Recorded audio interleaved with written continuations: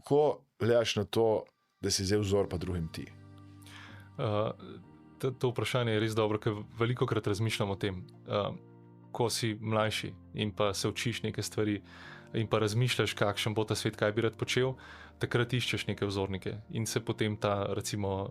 tvoje življenje vrti okrog tega, ne, razno, od mladih nog, ki je Superman vzornik, pa potem naprej, ker so ti ljudje dejansko čedalje bolj prizemljeni, ne, in imaš neke vzornike iz okolice in so prijatelji vzorniki in pa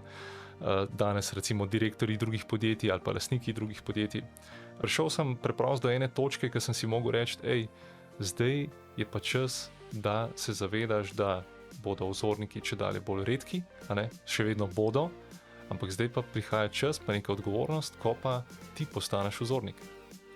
In kako boš pa ti zdaj sprejel to odgovornost, recimo, a ne, in to sam sebi, res veliko krat imam ta pogovor,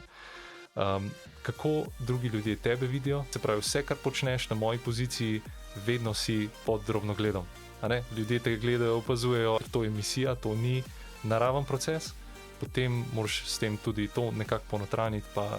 doživeti.